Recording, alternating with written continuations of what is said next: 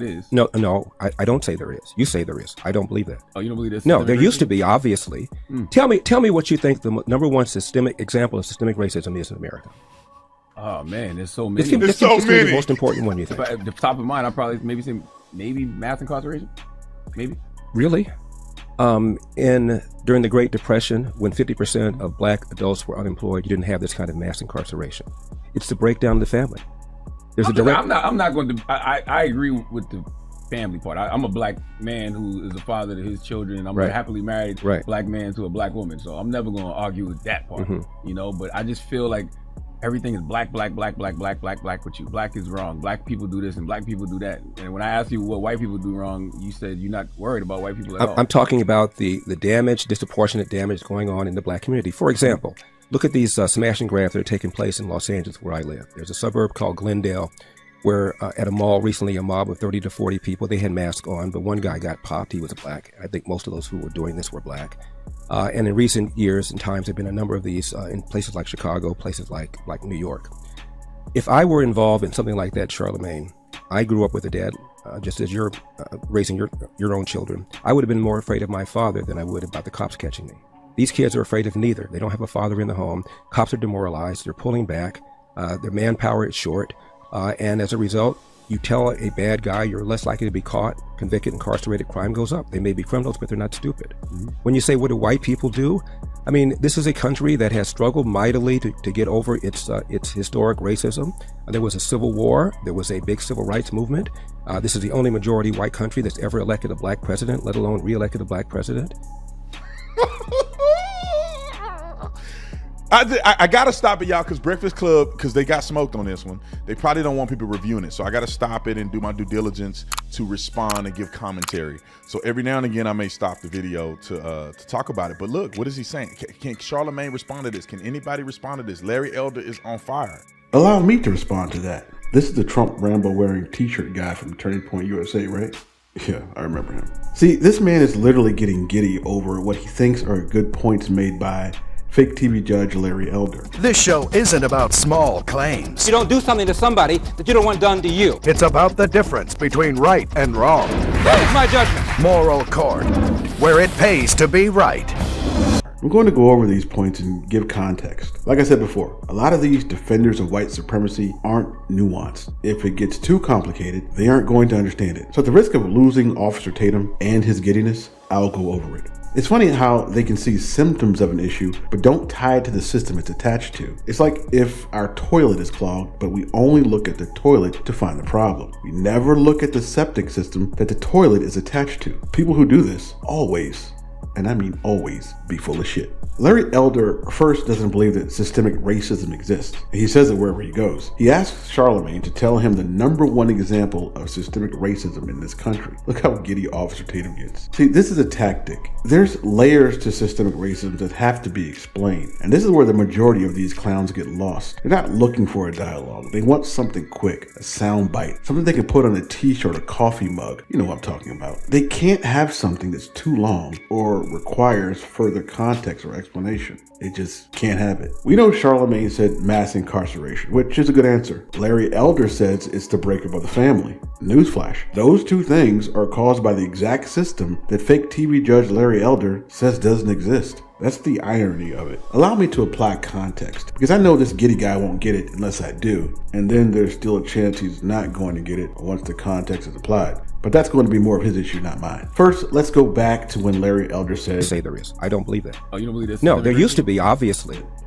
He's talking about systemic racism. So he's acknowledging that there used to be systemic racism at some point in this country. I don't know where he thinks it went, but we'll get to that. But before there was racism, there had to be a concept of race. The different races is the byproduct of a system developed by whites in the 16 and 1700s to justify slavery of the African people by the European people on this land. That system took the human race and separated it into separate racial categories: the black race, the the white race, etc. A hierarchical structure was then put in place. The black race was on the bottom of this made-up hierarchy, and unsurprisingly, the white people who made up this system put themselves on top. Since the black race was considered inferior, and the white race thought to be superior, the white people who conjured this up thought it to be justified to rule by domination over the inferior races.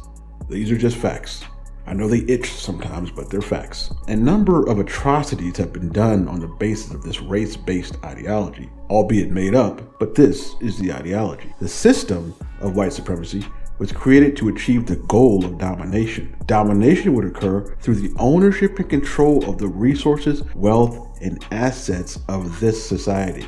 The system of white supremacy is a set of laws, standards, and practices that would allow the so-called white race to accomplish this. Stay with me, stay with me, stay with me, stay with me. I can feel you fading. I will answer your question. Like I said, this is just the context. Some questions require thoughtfulness. When I say thoughtfulness, I mean being full of thought. Okay, so that's the abridged version of whiteness that led to white supremacy, that led to the system of white supremacy. Let me recap for the easily forgetful. In the 16th and 1700s, white people developed the social structure of the races. That's whiteness. White supremacy is the belief that the races are separate and white people are the superior race. Since they believe they are the superior race, they think that they as white people should rule over non-white people through their control of the ownership, resources, and wealth of this society. That's white supremacy. The system of white supremacy is a set of laws, standards, or practices put into place to allow that white rule to take place. That is the system of white supremacy. Those laws, standards, or practices either directly affected the black race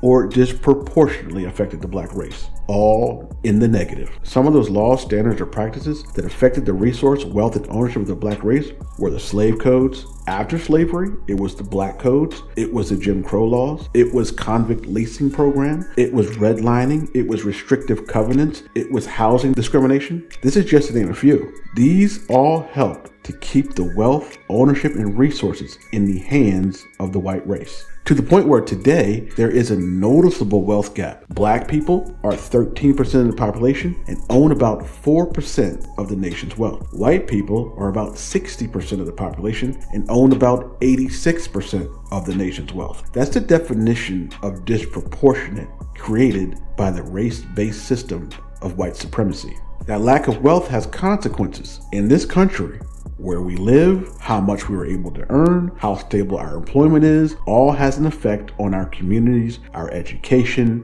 everything. Okay, so the system of white supremacy, the laws, standards, and practices seem to have worked on a majority of black people, keeping the majority of the wealth, resources, and assets placed delicately in the hands of white people. Got that? Good. Let's get to the breakup of the family unit. Now, we have a group of people who were socially engineered through laws, standards, and practices not to have wealth. These people will most likely need some sort of financial assistance, right? The financial assistance has a caveat though. This caveat is known as the welfare marriage penalty. In order to receive maximum benefits for a family, a father couldn't be present in the household. So the family, according to how the government pays financial assistance, is redefined as a mother and her kids. That would have an effect on the family, wouldn't you say? So where does that leave the man? Well, somehow, some way, drugs are introduced to these communities. Large quantities for sale, for use, and for distribution. I say somehow because, well, we'll let him explain it. Folks shooting each other and selling that crack rock and shit. Well, how you think the crack rock gets into the country? We don't own any planes. We don't own no ships. But we are not the people who are flying and floating that shit in here. So if we don't have the wealth, we don't have the resources, we don't have the assets, how are these illegal drugs getting into our poor communities? That's interesting. Enter the war on drugs. This is where the mass incarceration affects black men the most. As we know, most black men in prison are in prison for non-violent drug offenses. That affects the family too. Fake TV judge Larry Elder claims the system used to exist, but no longer exists. That's like me punching you in the nose and breaking it. then saying, since I'm no longer punching you in the nose, you shouldn't have any lasting effects. Not only am I not going to be held responsible for fixing your nose, I'm going to blame your nose. Sounds dumb, doesn't it? Now, through the practice of white supremacy, the races were artificially created. The black race was placed at the bottom, denied wealth, resources, access to credit, home ownership, and for a long time, humanity. This system created a noticeable, disproportionate wealth gap. The wealth gap, among other things, adversely affects the education system in the community. The much needed financial assistance for the people the system targeted redefined the family, cutting out the man. The man, formerly of the family, is imprisoned as a casualty of the war on drugs that somehow got into his community, ready for sale, distribution, and use. That, fake TV Judge Larry Elder, an overly happy giddy guy, is how systemic racism has an effect on the black family.